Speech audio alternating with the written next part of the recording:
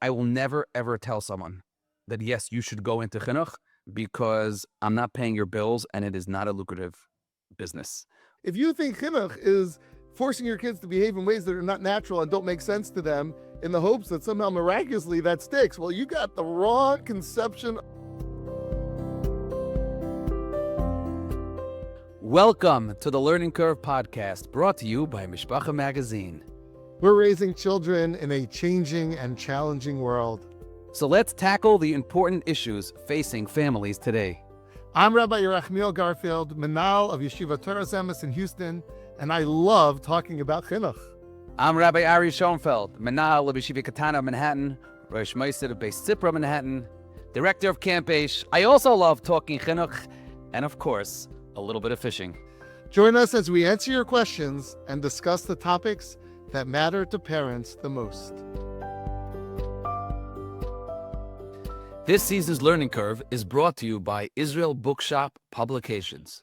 If you are like us, you love reading. And if Jewish books are part of how you grow, learn, and connect, this is one you don't want to miss. Israel Bookshop Publications is now running an online-only winter warehouse sale, and it's on till Monday, President's Day, February 16th.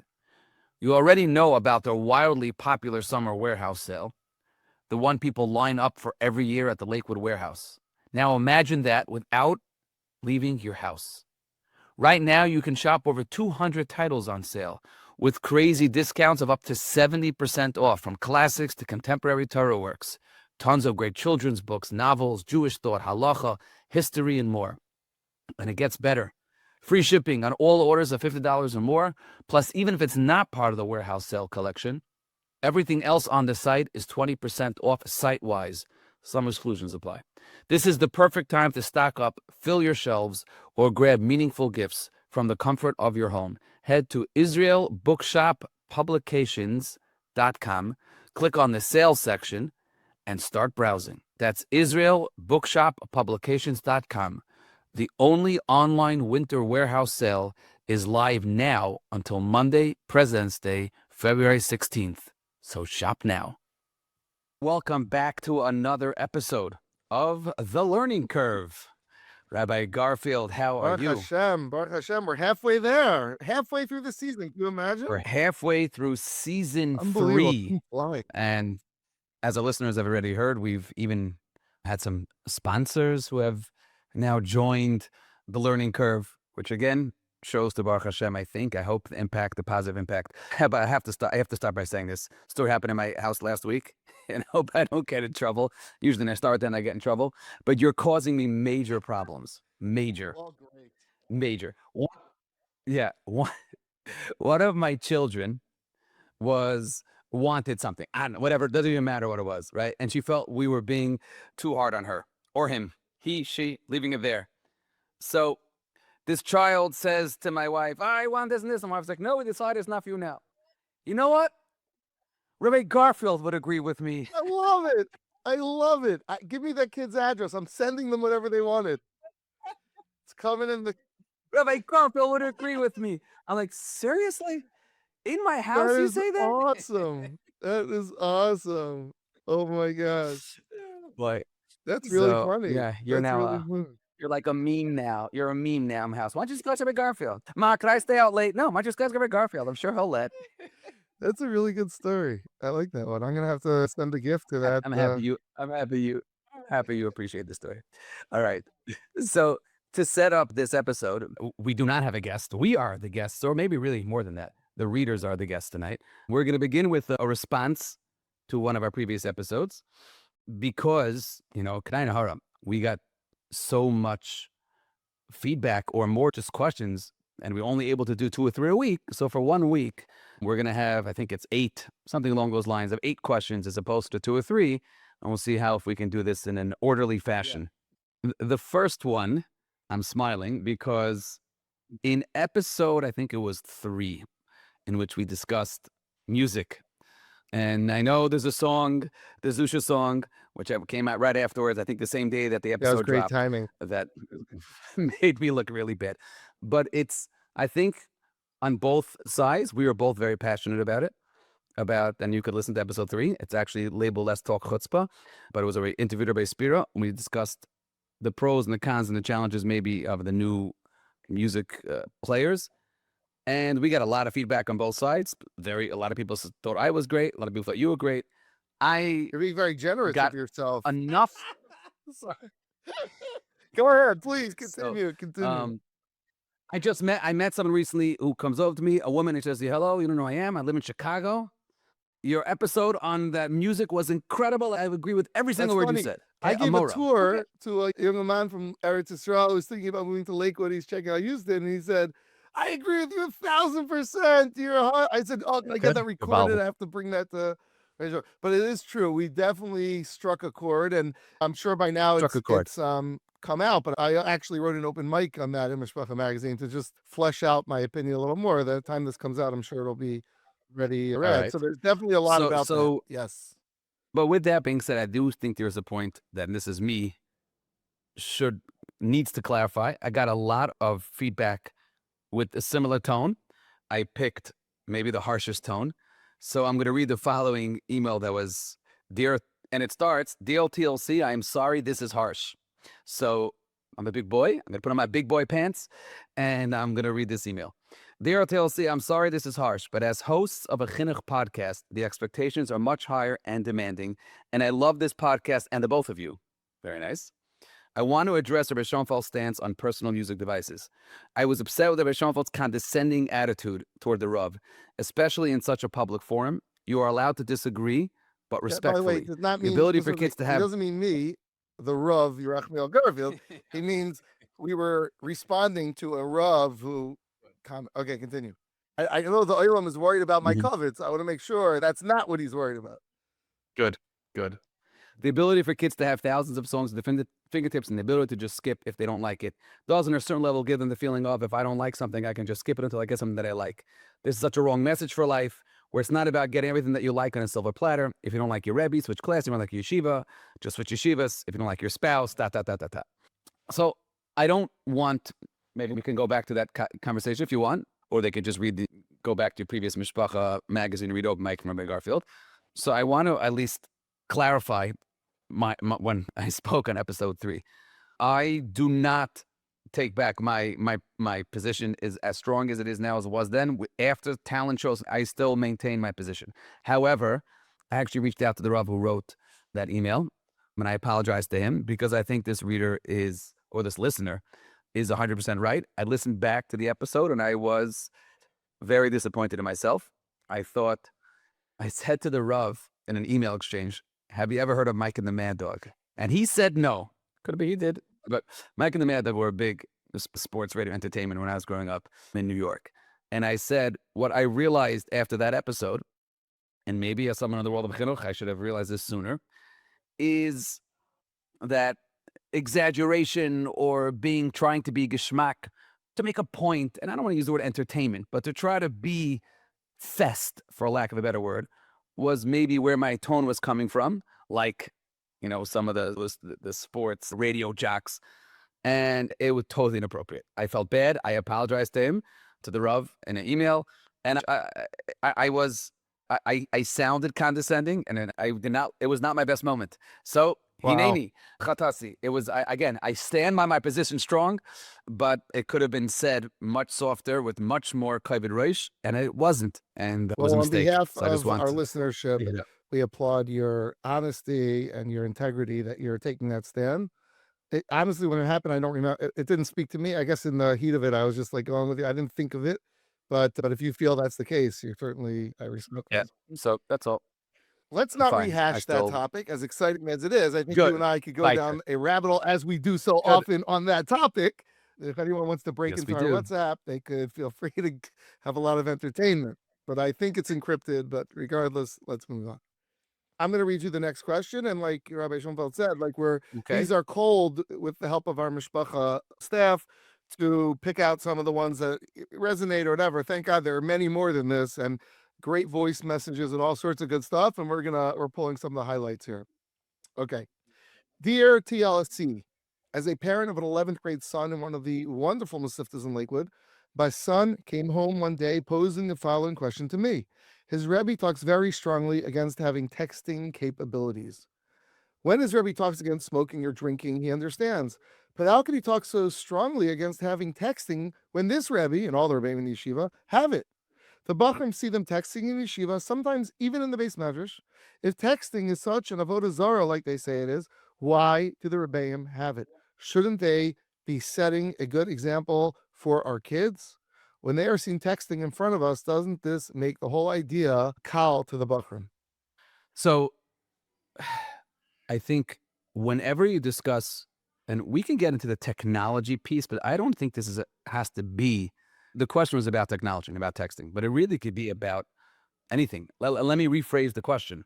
Rebbe speaks about how drinking is so horrible, and then I was at a l'chaim last night, and my Rebbe made a l'chaim, right? And my Rebbe had a drink. If drinking is the worst thing ever, how can my Rebbe have a l'chaim?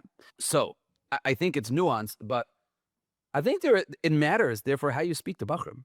In other words, if you're going to tell a Bachar, let's say about smoking, that's an Issa D'Oraisa. I get you quote Paiskim, and Ramoshe's tshuva about Shem Psoim Hashem doesn't apply anymore, and it's an Issa D'Oraisa, an Issa D'Oraisa, and Bachrim are going to see you smoke, you're in big trouble, right? Yes, I don't have an answer to that, Rebbe.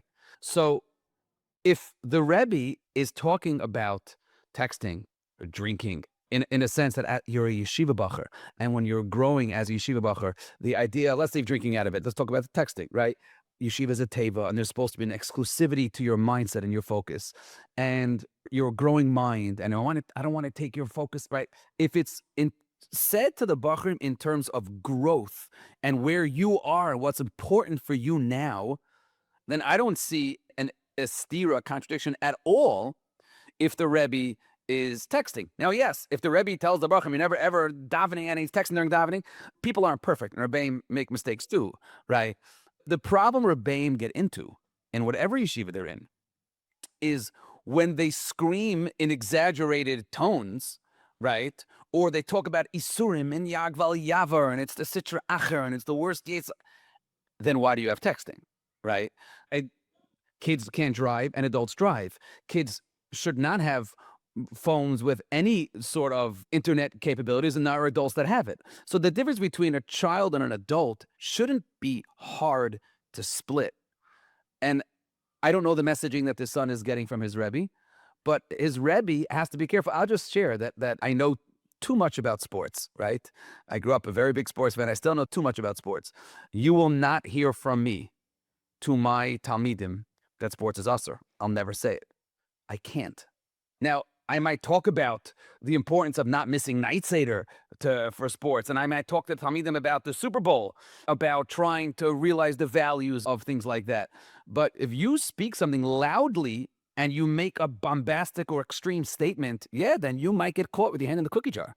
But the concept of a Rebbe telling Talmidim you shouldn't have texting, and the Rebbe having texting, to an 11th grader shouldn't be such an impossible sugya to hear. And I hear it. Yeah, I hear what you're saying. It's good. It's interesting. I never thought about expressing why texting is a problem. I guess it's like so foreign from my life in Houston that like answering texting. But you said an interesting thing, and I'm curious about that.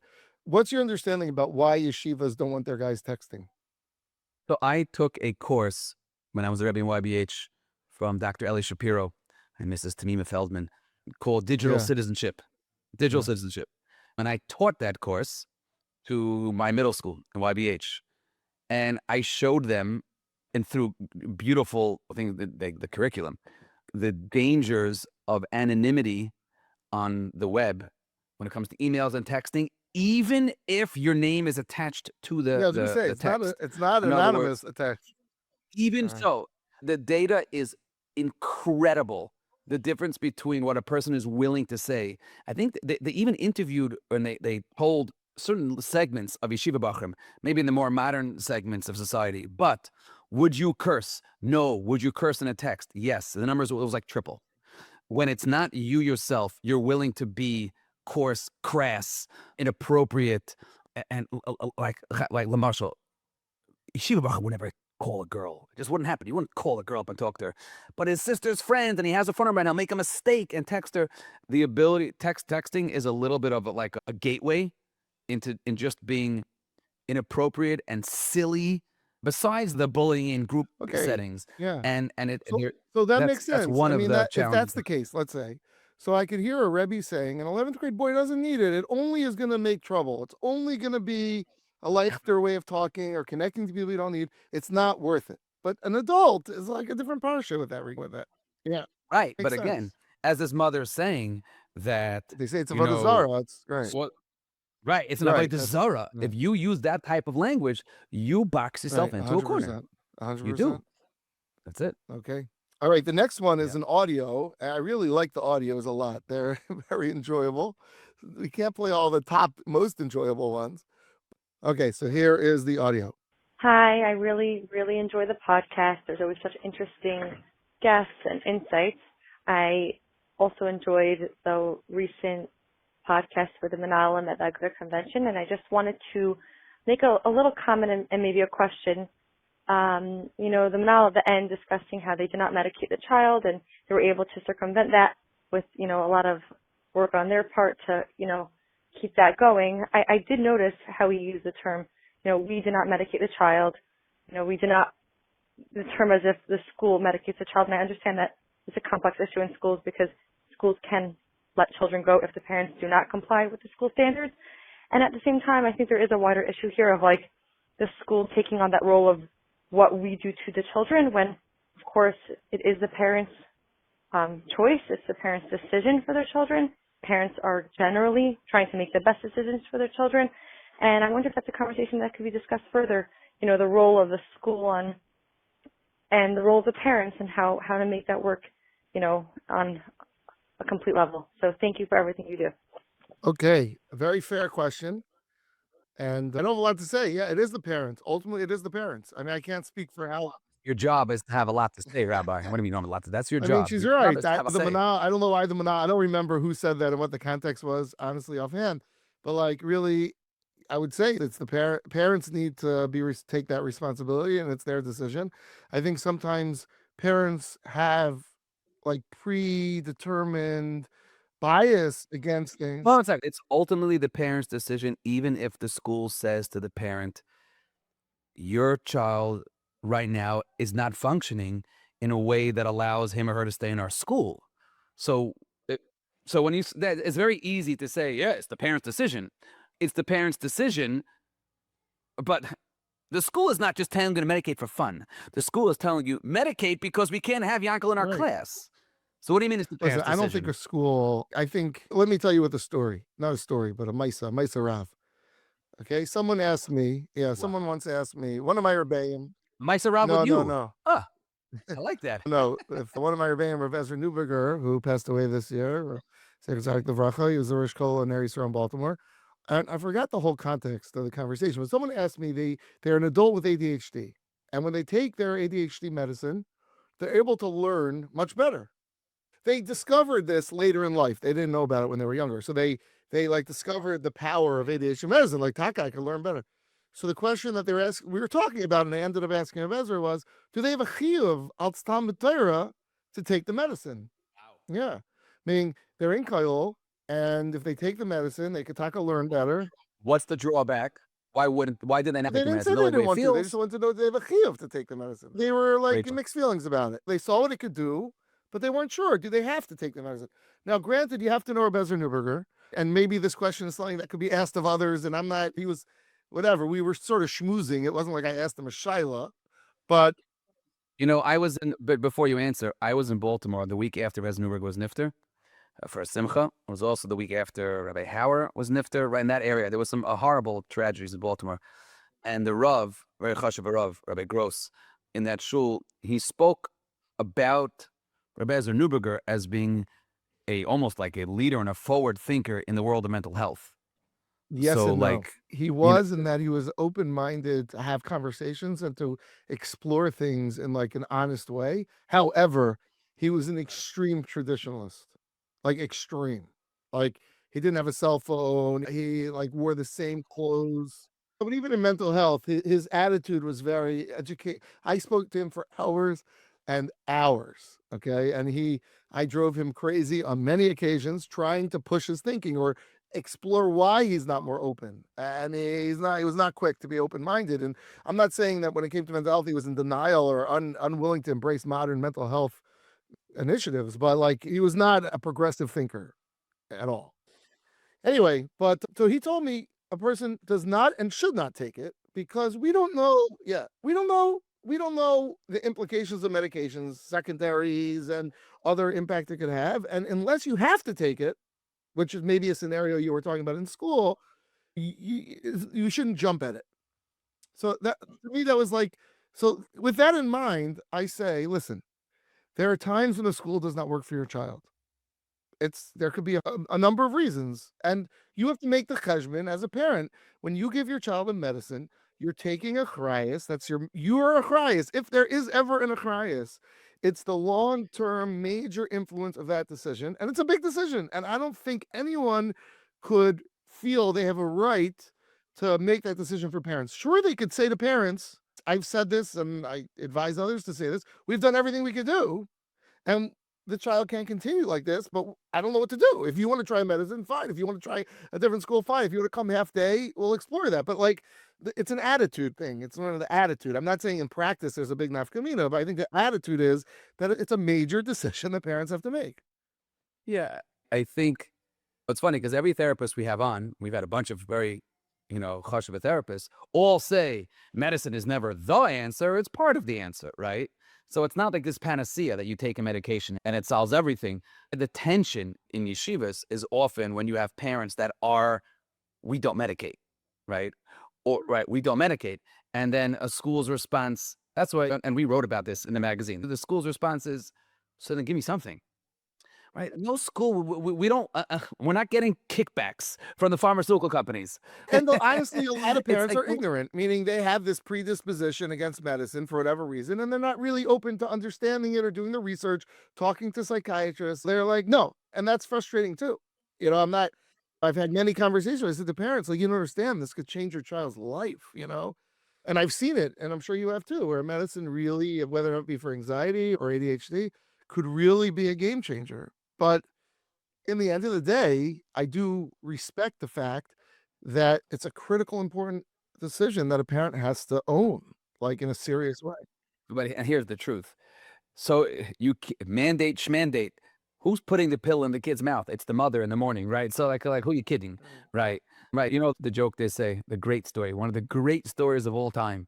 All of us in the field know this story, that the Rebbe who tells the mother, Yankel's he's such a crazy kid. He needs ADHD pills tomorrow. So the mother says, okay, I don't want to do it, but I'll force it. So she forces Yankel to take the medication. She gives them every day. 3 weeks later, the Rebbe calls the mother and he says, Yankel's different kid. And she's like, okay, wow. She calls him Yankel. I'm so proud of you. He's like, for what? You take your medicine every day? He's like, no, I don't. He's like, what do you mean, no, don't? I slip it in my Rebbe's coffee every morning. Exactly. One of the greats, very layered, deep story. All right, onward we go. Okay, the next question is for me to read to you. Okay, dear TLC, I currently have an 8th grader who has a very difficult time getting up on time for Minyan, but even more so is chronically over an hour late to school on most days. The school where he currently is in has a high school and already mentioned that they will consider not accepting my son to high school if his attendance doesn't improve drastically over the next couple months. How do I handle this situation with my son? Yikes. So I think we got a similar-ish question in the past. And I think the mother that in the past said, my son at camp wakes up every morning for Shacharis. And my response was, I don't think he does. I don't think he does. We just don't tell you. You have to find out why, right? How do I handle a situation with my son? Why can't he wake up in the morning? The first question is, of course, what time is he going to sleep at night? So the first step is, and it sounds so like eye roll and cliche, but is your kid going to sleep on time? I would imagine most of the time, the answer is no. There are kids that don't get up in the morning because they're depressed. They don't want to get out of bed. They don't want to go to school, right? That's category A. Category B is they're really tired. Now, if they're really tired, they got to get more sleep. And it's easier said than done in a household. If he's the youngest in the family and all his older brothers and sisters are up till 1 in the morning, yeah, it's challenging. But you got to get him to go to sleep. That's a real thing. If an 8th grader is not in bed by 10 o'clock, by 10:15, I know I don't want to get, I'll take this back because there are 8th grade kids maybe listen to this and their bedtime is 9 and then 8:30, right? But definitely not past 10, like they have to get to bed. How do you handle the situation with my son? I'm going to let Rabbi Garfield continue the conversation. You're going to say, talk to him, right? Go, Rabbi. No, I wouldn't talk to a kid. What do you create, an 8th grader? They don't know anything. I happen to think sleep is a really hard one because, like, I've had my kids go to sleep doctors to do studies of their rhythms and all this stuff. I don't know enough about it, but I do know that there is a biological reality. There are kids who, just like you said, they can't fall asleep and their rhythm is different. And like, I don't know what to do. It's hard because if that's the case, think about the guilt that child carries when he has this like right. And certain kids, no, when they have this physical, biological koyach against them, and like it's hard. I don't know. I wish the high school would. I don't expect the high school to do this, but I wish we could all like understand that this child is not bad because he has trouble getting up. It doesn't mean that he's not excited about davening. Like, we're so judgmental against kids who have trouble waking up in the morning because, like, come on, if you're going skiing, you'd get up. And it's like, anyone who knows anything about humanity knows that's just not how it is. It's a real challenge for kids. Right. It's amazing. I'm sure you see this in Houston also. There are certain kids that are just schleppers and they struggle to come to davening and they put on their tefillin and they get like this magic potion and it just flips the switch. Right, but let's not be judgmental of them until then, meaning it's so easy to be judgmental about those kind of things, especially if you're like an on-time, wake up early kind of guy. Those people love to be judgmental, and you don't understand the reality of these people. So I'm not giving an answer. I'm just. But here's the other end. On the other hand, this is not even a high school conversation. On the other hand, that kid that comes late to school, and the Shabbos is 7:40, right? And he's showing up at 9, and forget filling at home, leaving out the religious, the frum chelik of it. He starts his day off. It's like behind the 8 ball times 10. Everyone else has already finished their math homework that they that they quickly did during breakfast, and he's still looking for his. I'll tell you, when I was a Rebbe in Atlanta, I was a Rebbe for 10 years in Atlanta, 9th grade Rebbe. There was a tkufa where we used to daven earlier, like 7:30, and there was a reason. I forgot why. We changed it to 8 for a week. Maybe it was Nate's. I forgot, like, the Zmanim or between Purim and Pesach. Anyway, our attendance went up so high. Like, it was just too early. Like, kids were having, and especially in places where they have to travel, like, they could have to get up at 6:30, 7. I mean, that's early. That is early. I mean, maybe something to consider is that davening could be a little later for teenagers. I mean, I think there's research about this, that they don't excel at 7:37 in the morning. It's just not. I would just add, on a practical level, if I was this mother and the high school says if his attendance doesn't improve drastically the next couple of months, how do I handle the situation with my son? Bribe him. Meaning, you got to get, if this is the Mesifta, maybe we'll deal with that in a couple of questions. If this is the Mesifta that your son has to get into, then, as Jacobson talks about, not every moment is like Chinuch centric. It's like practical. Like, ignore the Chinuch. Yeah, let's get this kid up in the morning. Bribe the yeshiva. Him. It's easier. Because it costs a lot more. Yeah, the kid maybe will, but bribe him. I'm up with enough. Let's put it this way: as you said, the kid gets up for skiing, right? Make an incentive program exciting enough that he'll get up. Okay. I mean, what I like about that is you're owning the problem with him. You're saying that you're not a bad kid. We have to work together, and I'm willing to put. Right, but before we continue, I have a Talmud I know who struggled with Shachar. Just interesting to note, and he finally is in a yeshiva where he's happy learning, and he doesn't struggle with Shachar anymore. Well, like we all grow up. Like, there are kufas in my life where things are different, and like immaturity, and what you have to face when you get to Shachar. Yep. All right. All right. Next question. Hi, I'm very much enjoying your podcast. I'm a young man in my young 30s. I'm learning still in yeshiva. I am looking towards maybe becoming a mechanech, which is why I'm listening to you, not as a parent. My kids are too young. My oldest is 5. And not as a Rebbe, but I'm hopefully Hassidic. And I'll tell you the truth, listening to you makes me a little bit intimidated, because I'm just very, I guess, almost in awe, but very impressed by the skill and the talent that goes into it.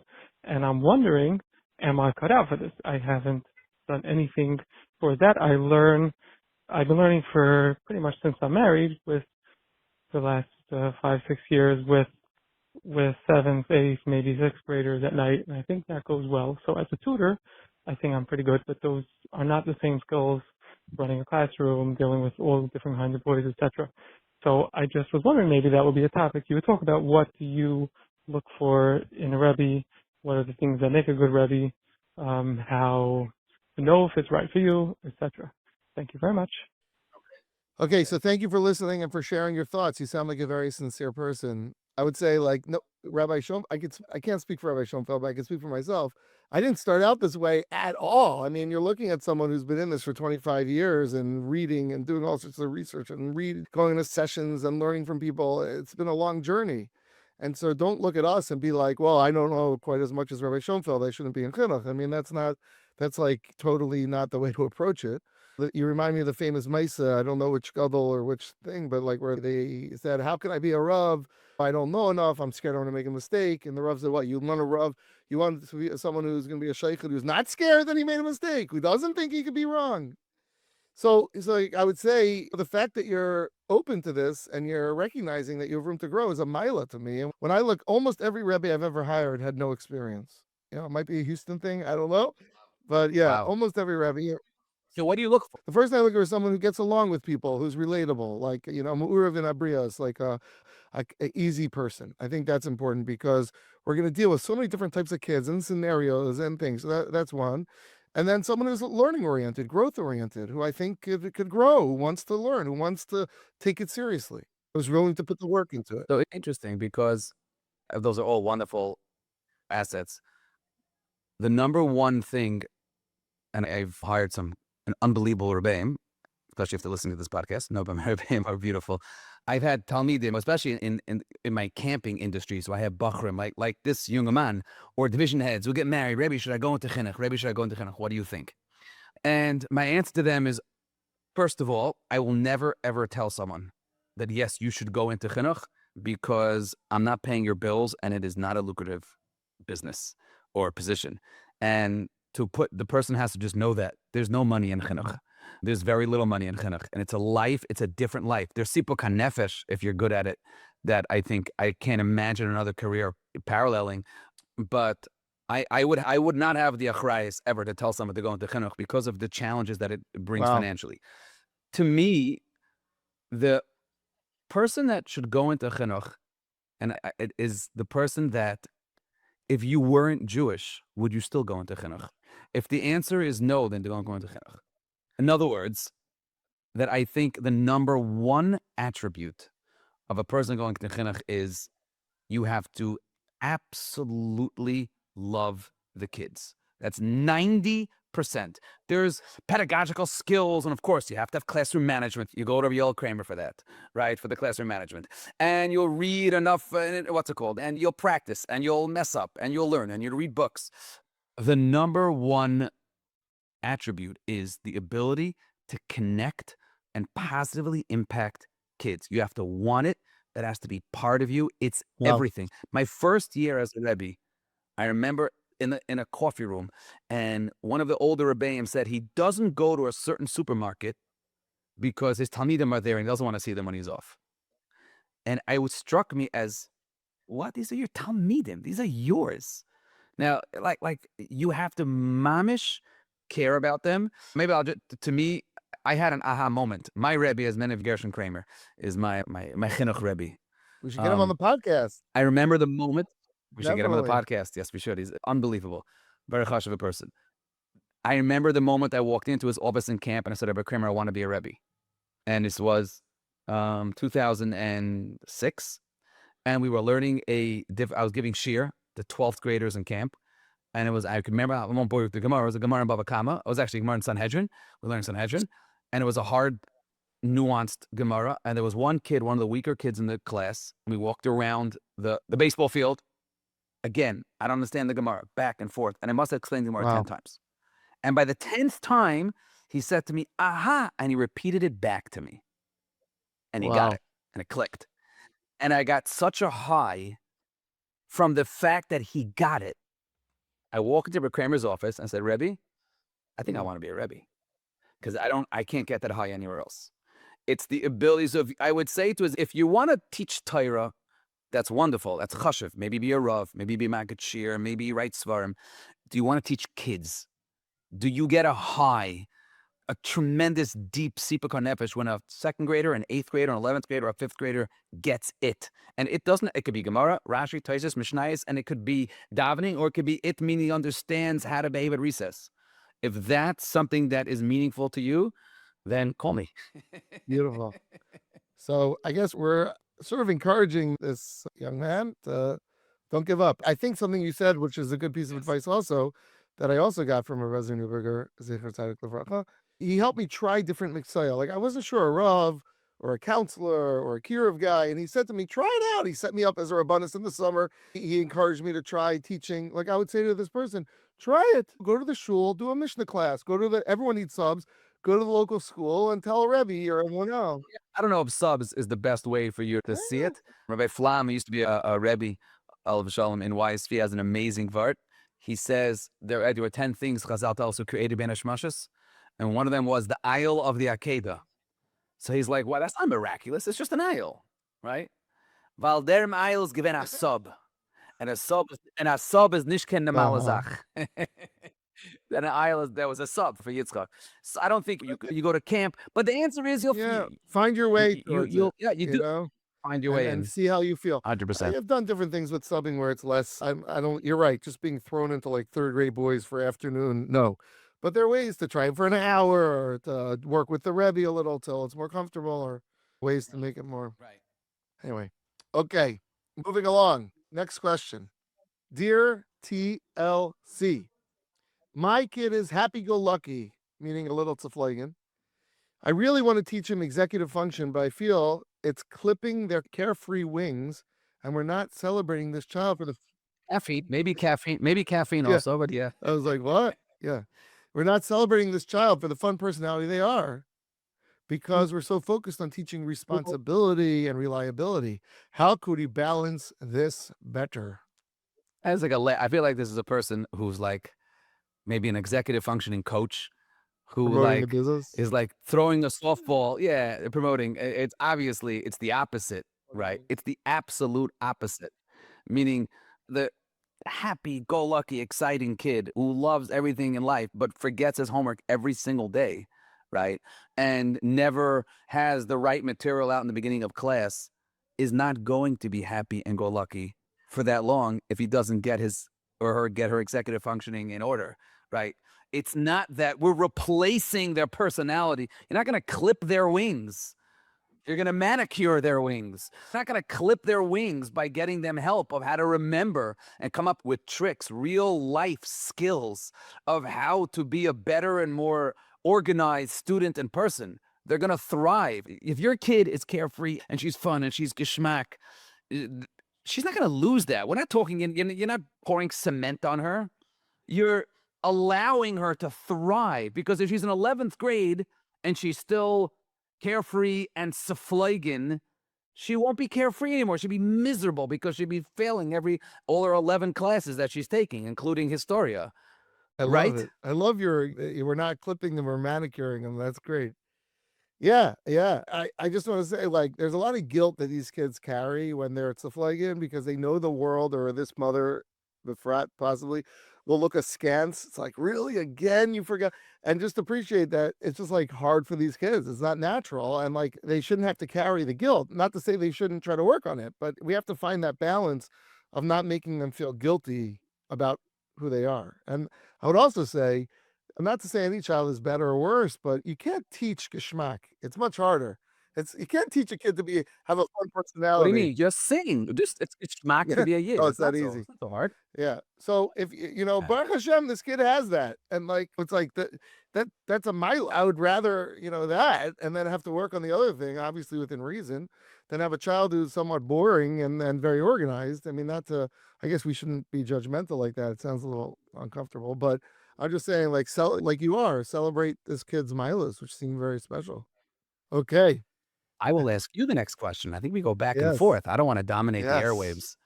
We should I wonder if they have like a pie chart. Who speaks more, me or you? What do you think? I have no clue. Well, I open it and you close it, right? I open and you close. That's kind of our thing. I don't know. I'm the starter, That you're would the be really closer. interesting. You know, Yeah, I'm sure AI could do that somehow. I don't know. It's out of my capacity, but I'm sure there's an AI tool that could do that. I don't know. All right, to be I don't know. continued. All right. Here we go. Dear TLC, how do I get my kids to make good decisions when I'm not around to enforce it, especially when it's something they personally don't agree with? Example, I want my kids to behave in a refined way, not drawing attention to themselves in public. We are very careful about this. But my kids are happy, fun kids. Or maybe it's the same mother as the Flagan one. It's And the there's mother. I usually don't know why. You always assume it's the mother. Maybe it's a Maybe sister. it's the- You're right. But my kids are no. Okay, go ahead. But my kids are happy, fun kids, and this usually translates as loud. Oh, okay. So this parent is their child drives this parent nuts. They're getting to be old enough to go places unaccompanied by a parent, but I picture them out in public without me, and I cringe. Oh boy. Oh. Oh my. So I have very quiet children. Pipsqueaks, they don't talk. They're perfectly refined, like little ducklings. Maybe this, I can't relate to such a question. Maybe the Garfield home is different. So I'll hang up and listen. My kids are writing. It's so embarrassing to take my father places. He always makes so much noise and he talks to everybody. I'm trying to get him to be more quiet, but he's just so out there. Yeah, I don't have a lot of Rahmanis at all. I think this is this question is like comical. This question is I don't love the tone. But listen, yeah, this is chinuch. I mean, if you think chinuch is forcing your kids to behave in ways that are not natural and don't make sense to them in the hopes that somehow miraculously that sticks, well, you got the wrong conception of chinuch. We've talked about this many times, Barry and myself, that chinuch is about preparing children, as famous Rashi about the word chinuch, but it's about preparing the groundwork for a life without you. That is chinuch. It's not like, how do I be mechanech them when I'm not there? No, that is what you are doing. No, but a lot of times you'll have parents that have a certain sensitivity, a certain personality. It sounds there's almost a personality and an upbringing, right? Especially when different parents have different backgrounds. So, and all of a sudden, I'll give you even a small example, whether you call your aunt by your first name, right? So I grew up not calling my aunt by her first name. It was tanta or aunt, always. And I have a lot of aunts and a lot of tantas. My wife did not. My wife grew up calling her aunts. I didn't call my mother's friends by their first names. I didn't call my parents' first cousins. It was cousin Monica and cousin Shani. So then when your kids come, so as one of the parents have a certain expectation and the other one doesn't. What happens to your kids? That's almost like that will probably play out in a lot of scenarios. But when you have parents with different personalities and one of them is quieter and one of them is louder, and you want your child to behave a certain way, you're going to be in for a rude awakening. Right. Well, that's when the parents are on different page. So the question is, so now what? So the question is, so now what? These parents are on the same page. You're adding another. Right, so go, Rabbi. So now what do? They want this. They're nervous that their 9th grade daughter, 9th grade son, who's now going away for Shabbos on their own and going away, is the Kesser shame type of this Mishpacha that they work so hard to give over and to work on is going to be ruined. And therefore, we're going to go L'Shem Shemayim. The shame type is something that is valuable for this child. This child doesn't realize the negative impact that it's having on him and her when he walks around and he doesn't clean up at the table. The mother's being choshev, the kid is going to act like a wild man, right? Or the father. We don't know for sure. She's just saying, and you'd be surprised how often children reflect the values of their parents when they're not around you. If you do it right and you play your cards without a lot of, I have a feeling this parent might not be doing this, but if you do it without a lot of pressure and you sort of model the right behavior, your kids will naturally emulate that if it makes sense and fits. That's the sort of the natural way, so there's that. But in the end of the day, that is chinuch. So you're asking, how do you even mechanech kids to know how to behave in public? Okay, so you got to problem solve. Why are they getting excited? What do they need? Maybe they're all asking to order at the same time. I'm picturing the restaurant scene. So okay, so work with them on it in a non-aggressive. Don't tell them you behave when we're in a restaurant. You say, okay, well, when you're with friends, how do you order like a mensch? You're reminding me, and then let's see if you have a comment on this before we move on. TA in Baltimore, Rabbi Yaakov Schwartz, has a beautiful anhaga with bar mitzvahs. Because people worry these boys go to bar mitzvahs, the 7th grade, and whatever happens, it happens. So they had this great idea. They make a bar mitzvah in school, ki'ilu. A practice bar mitzvah? Like a with practice a band, and they show the kids how to sit down and how to dance. Yeah. And they do the whole thing, like, how do you behave? And they show them how you behave at a bar mitzvah. And then that's the standards that they have them find a seat. I don't know, be quiet during the speeches, all the different things. What if you need this? How do you dance like a mensch? It's a beautiful concept. A lot of cities have gotten rid of bar mitzvahs because they don't want kids going, because they can't, like in Lakewood, they don't even go to bar mitzvahs. But in cities like Baltimore, where they still, at least in TA, they still go to bar mitzvahs. We still go. Right. We still go. Yeah, we still have bar mitzvahs on the west side. So I thought that's a good. I think that's a good muscle for this. Like, how do you know your kid's going to behave at a bar mitzvah? You teach them how to behave at a bar mitzvah. You don't force them. You don't scream at them. You don't butcher them to death at bar mitzvahs until they want to get rid of you. But you treat them like a mensch, and you show them. Just to your point, it's not a one-time conversation. It's years, right? It's years. It's Friday night. It's Friday night on the couch. It's at night after they finish their homework. It's after the bath. It's years of talking, of modeling, pointing out things that are important to you, not important to you. And your kids will have their flavor. And there are certain things that your kids, my father did not let us chew gum on Shabbos. It's not Shabbos dick to chew gum, right? So, and I am an avid gum chewer. But like, to me, it was almost, you know what you do for Shabbos? You get a treat. We get gum on Shabbos, right? So in other words, my point is, I hope this not comes across as very chutzpahdik to my father, which now I think about it, I wonder if my father wrote this email. But my point is that everyone in their next door will have their own flavor and their own way in them being mechanech their kids. And also, Shabbos was special to my father, and therefore, no gum. Shabbos is special to me, and therefore, gum, right? It's a constant massaging that happens throughout your years, Mir Hashem, those that are zeichen enough to have kids, and it keeps going. But it's not something that just, well, I don't like the way they behave in public. What should I do now? The answer is you should keep being a parent. Absolutely. Okay, last question I will ask you. Dear TLC, how do we as parents try to decide on which high school is the best fit? If for the kid themselves, the overwhelming factors they care about is which friends go to which school and how I will fit into those friends. Is that a legitimate thing to weigh so heavily, or do we look at other things? So the question is how important it is for kids' friends, I think or the challenge that she has is that my child comes up with ideas that are important to him that I don't really think are important. Right. Should I give that the same weight that my kid gives it?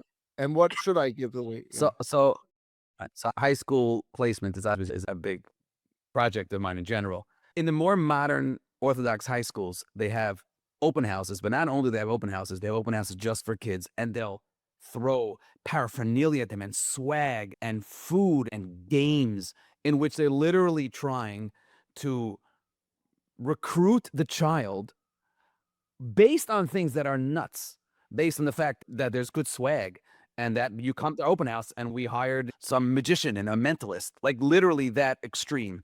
It has to do with the fact that in different segments of societies, 8th graders play more of a role of deciding what high school they go to than other areas. I think I shared this story once, and that is a parent told me they wanted to send their son to a certain high school. I said, why? Because they have a soccer team and he's really good at soccer. And I said to her, Mrs., I'm going to be harsh, but you're awesome. Your kids are awesome. So this is just a zug. Don't take it so personally. But your son is not making Major League Soccer. It's not going to be his parnas in life. And so therefore, choosing a high school based on the soccer team is like choosing a hospital for someone based on the food. It's so shouldn't, of course, athletics are important. We have sports are great and trips are great. You have to prioritize. The prioritize for your son is where is he going to steig? Which rebbeim will be the best shidduch fit for him? Which schools schedule intensity, not intense, dorm, not dorm? How many nights a week are there? What's with the English program? Certain parents have placed a value in that. That's more than others. Is there a real pressure in the school? Is there a resource room in the Masifta? Many of them don't have. What happens? Is there a Rebbe that's going to be there for him? So all of that are real shilas. I tell the 8th graders every year. I walk in, I'm like, guys, ready to embrace awkward? Here we go. I do this every year. I said, there's 15 of you guys, 15 of you, and you're applying to high school, and you're going to say, I only want to go to high school my 3 friends are going to. And I said, guys, here's the awkwardness. Your best friends are not your best friends in elementary school. Oh, I'm sorry. We do it. We have it. I said, your best friends in life will be your best friends from Misifta, maybe camp, and where you live, And I said, I'm not telling you guys not to be great friends. And some of you, you'll grow up together, so you'll stay best friends no matter where you go. But you can't allow that to decide what high school you go to. Where your 3 friends are, you'll make new friends in 3 minutes, and they'll be your friends for life. And we joke about it just to pop the balloon, right? That's what we do to discuss the elephant in the room. But it's something that you can't. The idea of his 3 friends are going. Now, I'm not saying the kid that has social anxiety and needs one friend, he won't go to you're not going to send a kid to Cincinnati without any friends. I'm not talking about the extreme case. I'm talking, right, and Cincinnati is a great place. But in general of, like, is it a good chevra that's there? It's a good yeshiva with a great reputation. He'll make friends in 10 minutes. Why? Because he's a good ball player, or because he's good in learning, or because he's funny, or because 30 other different reasons. Like no, his friends... Now, don't allow and I hope if you have this is what it's about. If you have a strong enough parent-child relationship, then the 8th grade child should appreciate, my parents know me better than anyone. They know this. I don't know this yeshiva. I'm 13. It has to be, and sometimes the mistake we make is we empower kids so much. We let them choose what high school you're going to. It's like, seriously, your kid has to go get his an ingrown toenail. Would you let him choose what doctor he's going to? The parents should be driving this decision almost entirely with the healthiness of understanding what their child needs. Do your 8th graders understand when you say that? Like, does that resonate about their friends? Yeah, they do. Well, because I say to them, I say, guys, I have that. I have friends in elementary school. They are my best friends. And I'm saying some of you will stay friends the rest of your life. Even if you don't go to the same high school. You live in each other's building. You go to each other's camps.